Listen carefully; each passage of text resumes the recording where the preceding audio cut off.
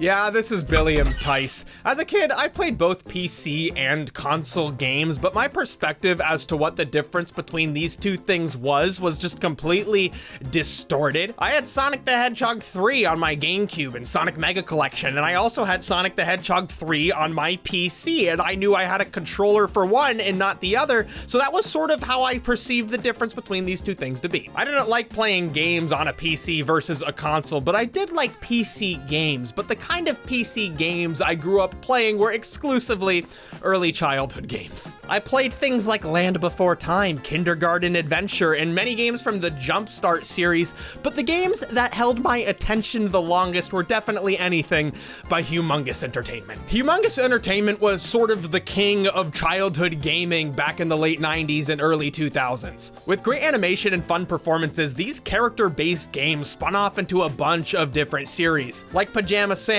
Freddy Fish, Spy Fox, and the one I had the most experience with, Putt-Putt. Wowie zowie! It's the Old West! Putt-Putt's this little like dingus car. He's super nice and he's always coming across people in trouble and helping them out, and you learn a little thing or two along the way. When you look at the legacy of Humongous Entertainment and their library, it may surprise you to learn that their most popular titles were actually sports titles. All-star on your team? Then I'm your man. Then I'm your man. Then I'm your man. Backyard sports with pros like Alex Rodriguez, Tim Duncan, and Jeff Garcia. Your team just got better. Basketball, baseball, hockey, soccer, football. Backyard sports. Backyard sports in its many titles took all of the charm and charisma that the other Humongous titles have and applied it to sports titles. It's kids playing baseball and football, and in later entries of the series, they actually had license deals with the MLB and the NFL to bring real players into the game. Earlier this year, Humongous Entertainment announced they'd be porting a bunch of their old games to Nintendo Switch, and I was really excited because I was hoping to get back onto some backyard sports. But these titles were not included. So I am going to help everybody remember this game because Humongous Entertainment doesn't seem to. Check it out. We got Backyard Hockey, Backyard Baseball, Backyard Soccer MLS Edition, Backyard Football 2002, Backyard Base. So let's go to my backyard and play some CD-ROMs.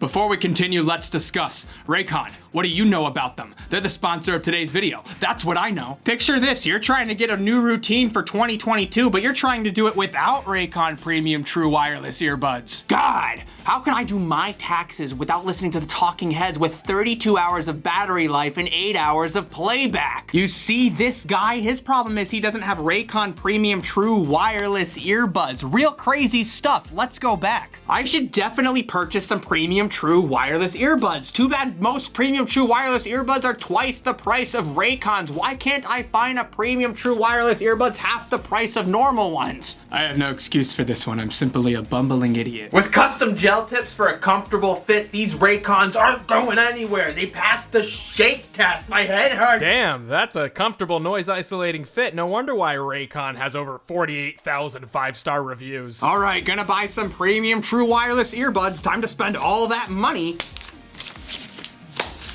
No!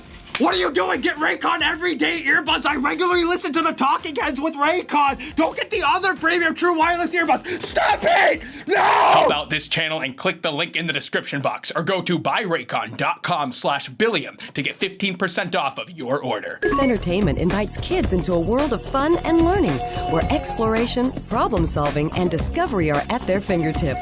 Backyard Baseball was an unexpected hit for Humongous Entertainment, but why would a game company who's making such certified bangers as Pajama Sam 2, Thunder and Lightning Aren't So Frightening pivot to making sports games? 5 years ago, for the game's 20th anniversary, the sports publication The Ringer did a profile for the game's 20th anniversary. The nostalgia wave for backyard sports within the sports world is pretty intense. The idea of developing a sports title under Humongous Entertainment was originally pitched by animator Mitch Murkovich. Murkovich wanted to create a nostalgic throwback to the imagery of children playing baseball in the backyard, similar to the Sandlot. You guys want to play stickball? Certainly. Yeah. The kids' sports genre has really been able to define itself within movies, but by 1997, there hadn't really been kids' sports games. However, nobody at the Humongous office was really interested in pursuing this until the 1995 baseball season, in which the Seattle Mariners, a team which actually was owned by Nintendo at the time, suddenly had a great season. The Humongous offices are based just 30 minutes outside of Seattle, so the entire office got baseball fever and decided to pursue the game. At the time, sports titles were definitely not traditionally geared towards younger crowds. Hey man, fuck you! Things like Madden, all the various MLB sports titles, and Blitz the League could have appealed to kids who already liked sports, but they definitely weren't appealing to just, you know, the gamer kids. And on top of that, sports games were always something that was marketed towards an older crowd. The Sega Genesis attempted to market itself towards older gamers that had felt isolated by Nintendo by creating lots of sports titles and lots of violent titles. But while that helped the Sega Genesis appeal to an older audience that the Nintendo systems weren't able to appeal to, that really also meant that these sports titles weren't appealing to younger audiences. Let me tell you, I had Madden 2005 growing up, and I needed something to help me bridge the gap between my dad and I with football, and Madden was just not it. It was way too complicated. Should have tried Backyard Football 2002. With Humongous having such a charismatic lineup of characters before the Backyard Sports series, it's no wonder their entire roster of 30 characters are incredibly filled with personality. Each character is easily identifiable by their personality traits and silhouette, and it makes it really easy to pick a favorite. It's a grand slam. All the characters have a unique theme. It's incredible. We have music lovers, klutzes, nerds, and characters who speak so fast you can't understand them.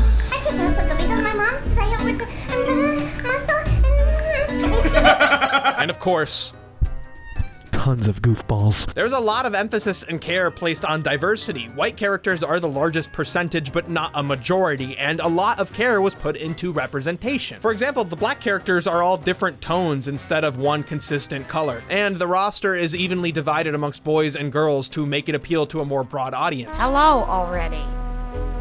Whatever. Kids call me Mad Dog. That's just you. Leave me alone. So putting in the game initially, you may be surprised to find that it's just fucking baseball.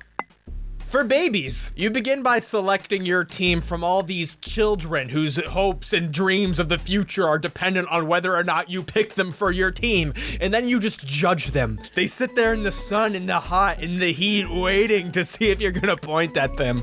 You never point at them. Not that one. At this point, you become the coach. I'm the head of the Super Duper Sox, but I also like the names the Humongous Melonheads and the Mighty Monsters. All right, we got all sorts of characters to pick from, but I'm going for high stats here. Gotta get the best. Each game is narrated by Sunny Day and her sidekick, Vinny the Gooch, who provide colorful commentary on the world of children's baseball. And my pal Vinny the Gooch with a hearty hi-ho to ya. Sunny Day may be saying hi-ho, but the Gooch just says yo. Whatever, Vinny. And after the play has been complete, sometimes there'll be narration or character commentary amongst the field, and you just kind of have to sit there and listen to it, even when you've heard it a million times. Like, the dumb kid's always like, oh, we're gonna score a touchdown. And it's like, okay, I wrote a joke like that into my script about calling something the wrong sport terminology, but I cut it out. But you remind us of it every 5 seconds, Backyard Sports. Bet you can't hit a touchdown. The heckles are just incredible. The bet you can't get a touchdown. But there's also power-ups inspired by Mario Kart. Damn!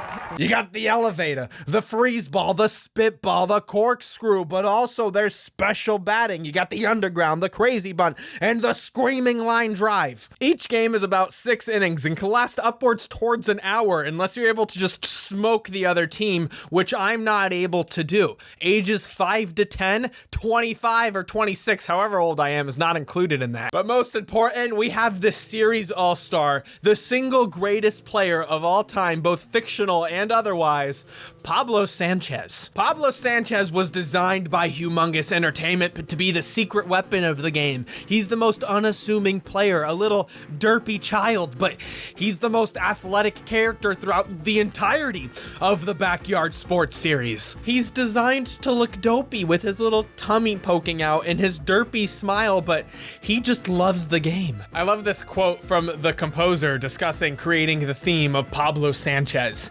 He's sort of unassuming, but he's kind of regal, you know? He's above smack talking and stuff, right? He's just having a good time and playing a great game. And I was like, man, he should have something really majestic. However, people realized that this guy was just a secret weapon immediately because all the stats are visible right on the menu. So you could just see that Pablo Sanchez has the best stats immediately. Fun fact, every single one of Pablo's voice actors has been white. Adios, big boy. In a second fun fact, his second voice actor was Ryan Drummond of Sonic Adventure fame. Just a guy that loves adventure. However, there's an Easter egg into the game that Pablo isn't a native Spanish speaker. He's just a good student. Hey, don't tell the other kids, but I speak English.